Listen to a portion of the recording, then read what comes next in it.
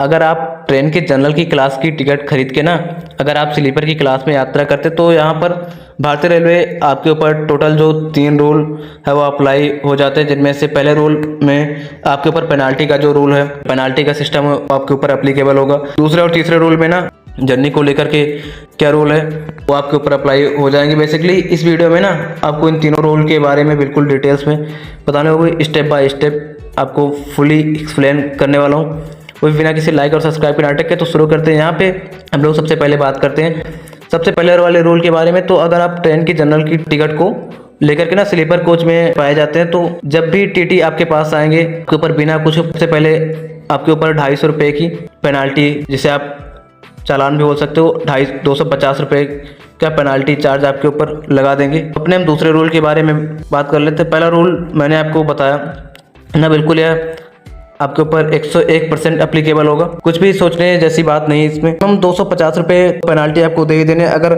आपने कुछ भी गलती की होगी तो यहाँ पे आपके जो पेनाल्टी की जो अमाउंट है 250 रुपये के इसके ऊपर हो सकता है, इसलिए मैंने मिनिमम यहाँ पे 250 रुपये पेनाल्टी की बात की। मान लीजिए अगर आप ट्रेन में कुछ फी वगैरह नहीं, जैसे कि कुछ चीज़ें होती है कि ट्रेन में बैन होती है, पब्लिक प्लेस में बैन होती हैं, कुछ चीज़ें ट्रेन में अलाउड नहीं होती, या फिर अगर आपके पास कुछ भी ऐसा सामान है जो कि ट्रेन में लेकर के यात्रा नहीं की जाती, तो पेनाल्टी का जो अमाउंट है वह और बढ़ भी सकता है। लेकिन अगर बात की जाए सिर्फ या स्लीपर की क्लास में अगर कुछ पाए जा रहे हैं, अगर आपके पास जनरल की क्लास वाला टिकट है, तो सिर्फ इस गलती के लिए मिनिमम आपको 250 की जो पेनाल्टी तो लग ही जाएगी। आप समझते हैं अपने दूसरे नियम के बारे में। तो यहाँ पे आपने 250 की जो पेनाल्टी हो वो तो आप दे चुके हैं, लेकिन आप पाए गए हैं स्लीपर क्लास में ना, तो आपकी जो ट्रेन है ना, जहाँ से बैठे होंगे वहाँ से लेकर के आपको जहाँ तक जाना होगा, ट्रेन का जो भी स्लीपर की क्लास का किराया होगा वो भी आपसे यहाँ पे ले लिया जाएगा। और ये मैं अपने मन से नहीं कह रहा हूँ, इंडियन रेलवे का नियम है, और वो आपसे 101% है कि टीटी साहब आपसे ले लेगा किराया, जो भी किराया बनता रहेगा। इस बात का ध्यान रखा जाएगा कि आपने जो भी जनरल की क्लास की टिकट लिया है ना, उसकी जितनी प्राइस यहाँ पे होगी उसमें से इसको करके एडजस्ट कर दिया जाता है। जैसे कहने कि मतलब अगर आप मान के चलिए 100 रुपये का जनरल टिकट खरीदे हैं और उस ट्रेन का आप जहाँ से लेकर के जहाँ तक जा रहे हैं उसका किराया मान के चलिए कि 500 है, तो वहाँ पर आपका 100 रुपये 500 में एडजस्ट कर दिया जाएगा, यानी कि आपको 400 देने। अगर यहीं पर टिकट है चालू का, अगर वो 200 रुपये का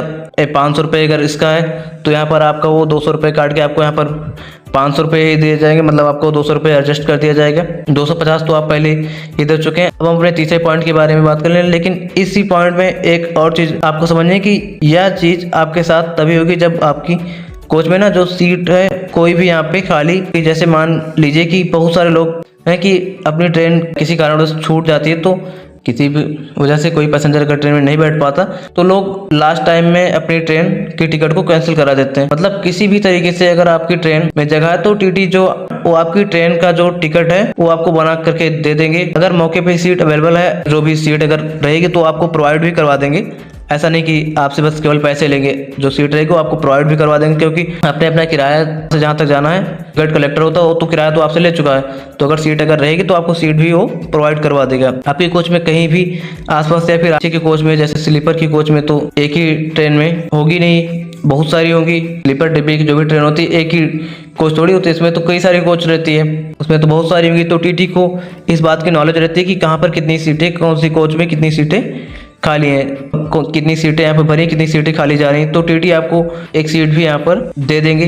बिल्कुल मजे के साथ आप अपनी जर्नी को कर सकते हैं। लेकिन अब समझिए यहीं पे तीसरा रूल के बारे में। तो अगर मान लीजिए कि आपकी कोच में ना कोई भी पैसेंजर एब्सेंट नहीं हुआ, आपकी उस पूरी ट्रेन की स्लीपर की कोच में कहीं कोई जगह ही नहीं है ना, किसी की कोई ट्रेन छूटी नहीं है, ना किसी की कोई ट्रेन छूटी है, ना उसमें कोई भी जगह है, कोई पैसेंजर वहाँ पर एब्सेंट भी नहीं हुआ, मतलब किसी भी तरीके से कोई भी सीट खाली नहीं है, तो अब ऐसी कंडीशन में टीटी आपके साथ क्या करेंगे, बिल्कुल ध्यान से सुनिएगा, यहाँ पर बिल्कुल ध्यान से समझिएगा, यह बहुत ही इंपॉर्टेंट पॉइंट है। इस बात को बताना यहाँ पर ज़रूरी है। टीटी यहाँ पर यह करेंगे ना कि आप ट्रेन में जहाँ से भी बैठे होंगे ना, वहाँ से लेकर के अभी ट्रेन जहाँ पर भी चल रही होगी, क्योंकि ट्रेन तो चल ही रही होगी, वो जो भी अगला स्टेशन अब आने वाला होगा ना, वहाँ तक का आपसे स्लीपर की क्लास का किराया लिया जाएगा। और किराया लेते समय एक बात का ध्यान रखा जाएगा कि